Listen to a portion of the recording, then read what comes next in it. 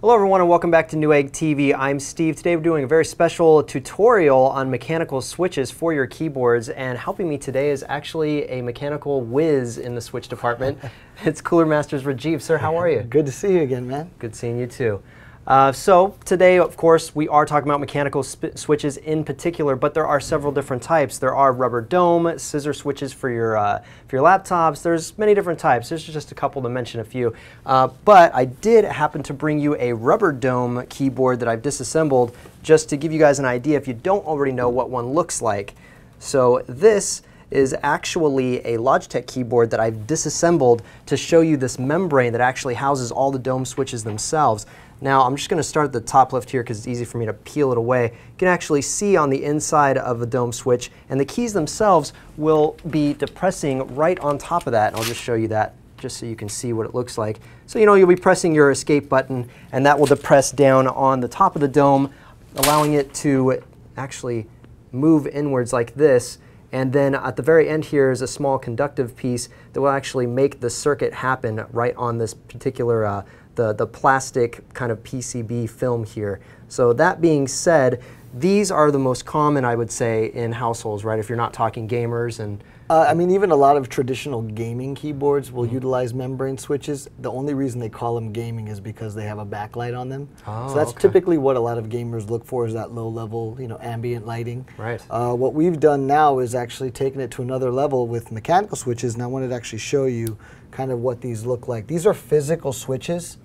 And the benefit of these is that, unlike the capacitive or the rubber dome or capacitive switches that you'll see, these are a lot more responsive and efficient in terms of how the input is rated. And so there's different switch types. They're all made by Cherry. Cherry is a German company, and they've created different types of tactile feels and different ways of how you can enjoy your keyboard experience. Because as you and I know, we use our keyboards every day.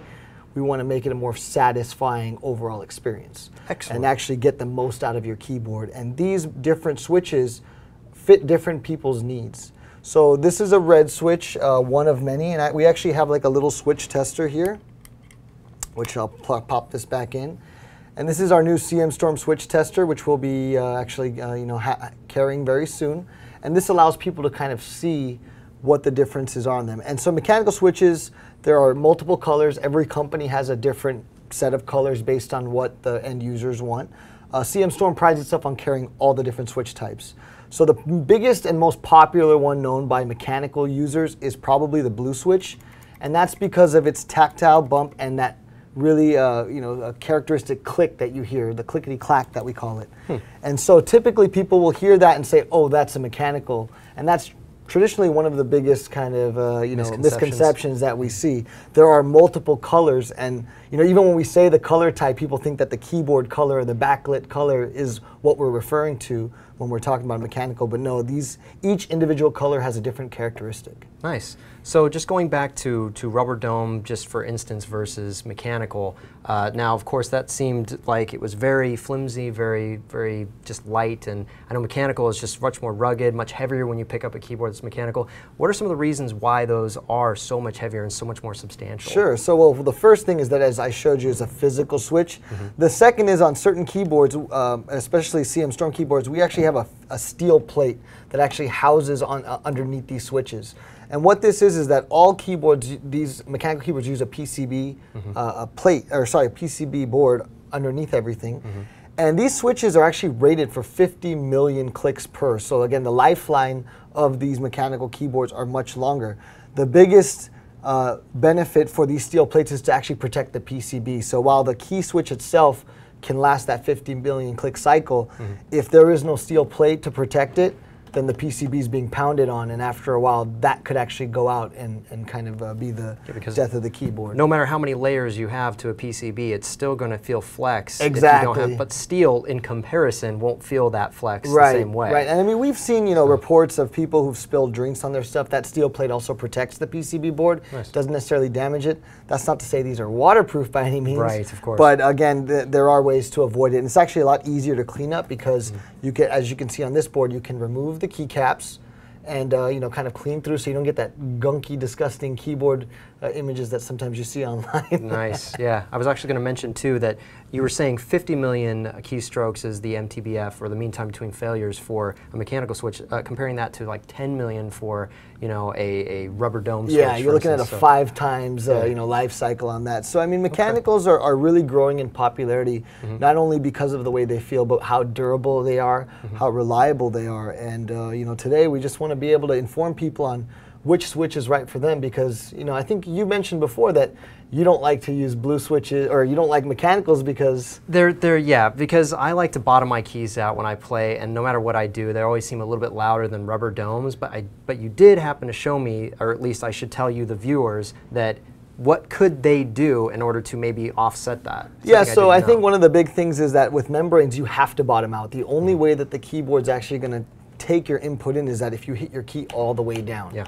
And so for traditional users who are so in tune with that kind of usage model for all these years, they tend to do that right when they get a new mechanical, and it can always sound louder than normal. So even on a red switch, if I'm typing, all of a sudden you can hear it, and that is very jarring, you know, kind of sound for you. Because, as I mentioned, the blues are the most popular. They not only include a tactile bump, but also that click sound. And so whenever people hear that right away, they assume that it's going to, you know, get over voice over IP. People are going to pick it up. In terms of that, I mean, what we would recommend is a different switch type at that. You know, there, again, as I mentioned, because there are so many different switch types, you don't have to just stop at blue.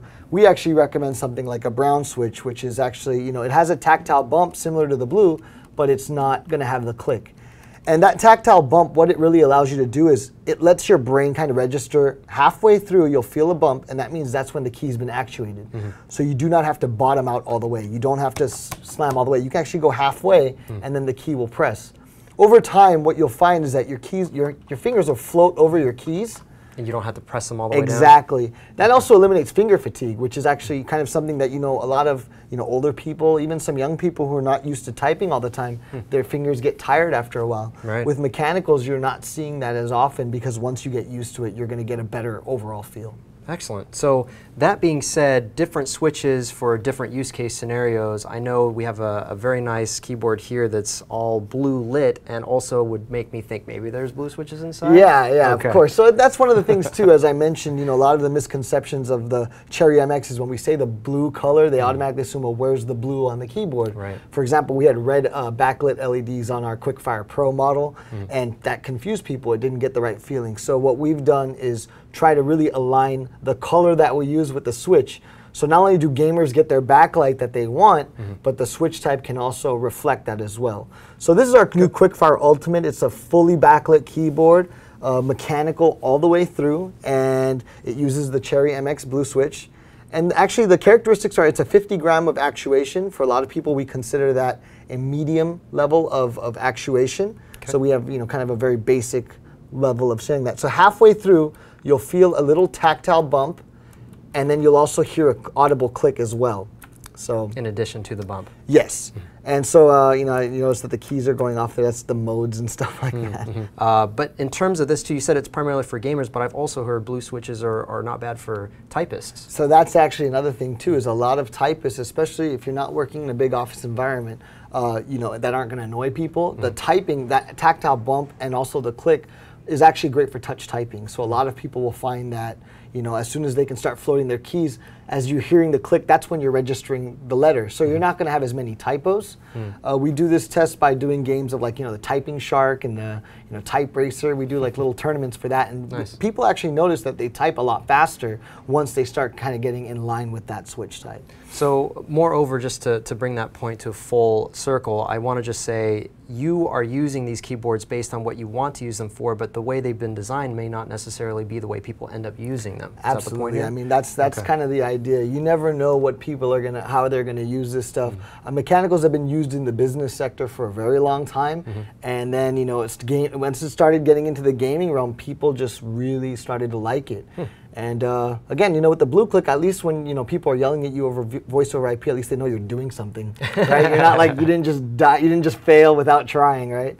You're kind of giving that up. Excellent. So what would you like to look at next here? So, you know, going from the blue switch, the next probably most popular one would be the red switch, which is also considered a gaming one. Reds are 45 grams of actuation, and they actually allow for double tapping because they're called a linear switch. There's actually no bump whatsoever. It goes all the way down in one smooth press. So when you go all the way down, you don't feel anything. And so again, if you're like, you know, you want to get like a bunch of different, you know, actuations per minute, or as APMs, as a lot of the gamers call it. 200 to 300. Yeah, exactly. The red switch is probably going to give you the best bang for your buck. And because this doesn't have, you know, any LEDs on it, you'll notice that the back plate in the back is red switch to let you know, as well as on the Ultimate as well, the blue back plate kind of finishes the whole, you know, hey guys, this is the switch that you have, So reds are, you know, great for that. They're typically very popular with a lot of gamers, but then we also have the brown switch, which is what we call a starter switch. And what we mean by starter switch is that it's middle of the road. It actually gives you the lightness of the red switch at 45 grams, but it does have a tactile bump, so there is something to feel in it. And so you'll halfway through, if you need that tactile bump, it's really great. It's great for typing, so it makes it really good. Whereas reds, you could be prone to typos if you're typing very fast. Browns give you a little bit of that break. That lets you know, okay, hey, you hit the button, now on to the next one. And you can, again, find yourself floating along the way. As long as you feel that bump. In other words, you don't have to bottom it out, just feel the tactile bump. As soon as you feel that, you know that you've hit the button and keep moving. Versus reds, maybe good for like double, triple tapping something. Exactly. And then the blues, also getting a tactile bump and more for typing. So the actuation now has gone down from 50 to 45 for both of those two, right? Yeah. And what you'll notice too is that, you know, as I mentioned before on the red and blue, the LED and the backplate match that. Well, a brown LED doesn't look as good. So what we went with on these models for browns is we actually went with a white. So it's a much cleaner, again, it's more of a traditional office environment, home office. It's kind of like a worker by day, gamer by night, very neutral colors, along with a very neutral switch is what we call it. So definitely a great choice for somebody who's, you know, who doesn't want the clickiness but wants to try a mechanical. We think browns are a great starting point for that. And you know, with the mechanical enthusiast community, when they buy one, they start buying all the other different ones. So we know people, we know people that actually swap out their keyboards based on what they're doing. So when they're typing, they use a blue, and then when it's time for StarCraft or anything else, they'll go to a red, or they'll go even to something like a black, which is more of a heavier red version. So the blacks are very popular. These are old school. I want to almost say these are one of the first mechanical switches that were on the market, kind of mainstream. Really targeted to a lot of gamers, surprisingly. And blacks are actually very heavy. And that's what it was for FPS gamers who wanted to make sure that they didn't hit the wrong button at the wrong time. Blacks were great for that. And they are at 60 grams. They also, what we call medium firm resistance. And yeah, they're just pretty much have a linear straight through all the way down, nothing too fancy. Like I said, just a heavier red. So somebody who finds the reds too light, you can go to a black switch. And give a little bit more resistance when they push their keys. Yeah. And then one of the big ones that we find, and which is actually what we call a CM Storm exclusive, is the green switch. Why is that exclusive to you guys? We are the only, they're actually a lot rarer, and we actually have a good number of the switches. So you guys just bought them we up. just kind of have it. And the reason why is, you know, we saw the kind of, you know, fervor for the blue switch market, and a lot of people's biggest complaints was that it's too light. So a green switch is basically a heavier version of a blue switch. And it comes in at about 80 grams of actuation. And so you still get that tactile click and bump combination. I personally use these. I love them. And on top of that, with the green switch comes the green LEDs. So somebody that really wants, you know, whether they want the green LED color with the green switch, this is like kind of a perfect combination. So yeah, I mean, overall, this is more of a, I use this for typing. I use this at work. It can be very loud, but again, once you're used to it, it can be very efficient, and you find yourself type. I've never typed faster in my life. So those were 80, right? The 80 actuation grams, force was 80. So then you mentioned before finger fatigue. Is that going to be something you might look at if you were going to type on it for long periods of time? I think, well, it depends on the type of person. Like for myself, I typically have been typing for so long, I feel like I have much stronger fingers than maybe most people. So for me, a green is just about perfect. I think that once you get used to it, hey, it might be even like more of a strength exercise for your fingers. If you're a guitarist or something, you might want to use a green switch just to kind of practice out. But again, that goes back to really finding what is best fit for you. Yeah. Some people may not have as strong, so reds might be better because they don't want to push as hard. In our office, we find that there's just a complete variety. Some people swear by browns, some swear by reds, some swear by blues. I stick with greens. Very nice. Well, I think did we cover clears? Clears, actually, so yeah, we will be bringing in a small amount of clears. And clears, I don't have a keyboard here with it, but we do have it on our little switch tester here. And those are actually a little bit, they range, the feeling is close to a brown, so you get the tactile bump, but it's actually heavier than a brown. So again, reds were 45s, browns are 45s. A clear is at 55, so it's a little bit higher than a blue. And there's actually varying degrees of clears, so it gets a little technical there. So the colorless one has the most variation. That's great. There's That's a couple awesome. different variations for that, and what we probably will bring to the market is the 55-gram one. So it's a little bit underneath the black, but a little bit higher than the blue, because the browns are kind of fit that point. And so somebody, again, middle of the road that wants to find something like that, the clears are great for that. Okay, perfect. Well, I think that should round up all the current switch technology that's out there, right? For mechanicals, I mean, there's definitely other colors. You know, I mean, there's a ton of colors. You can look it up online, but it's just really finding what the market and what people really want to actually utilize. Perfect. And we're trying to make it very easy to do, and that's why we do the whole, CM University course where we teach everybody all the details. We give them full breakdown in terms of what it sounds like. And then this switch tester is going to kind of help people understand what it feels like. So that's really the big important part, is finding out which one is right for you. Yeah, when it boils down to it, understanding what they look like, understanding how the switch actually actuates, and everything about a mechanical switch. The bottom line is really what's going to work for you. What is it that you need for your usage case scenario at your house? Whether you're gaming, whether you're typing, or whether you're just trying to figure out that fine tune of what game you're going to be using which type with. Yeah, so, I think, and again, different sizes also matter. Again, if you need backlighting, some people like the minimalist approach, some people need different things, and that's kind of where Cooler Master comes in with CM Storm, is having all the different versions and different switch types, and kind of helping you find out which one's right for you. Perfect. Well, Rajiv, once again, thank you so much for coming in here. Thanks a lot. Appreciate that. You're a wealth of knowledge, sir. Thanks. Thanks you guys so much for watching, too. If you liked what you saw today, go ahead and click the like button. If you haven't already done so, click subscribe, and we'll see you guys soon.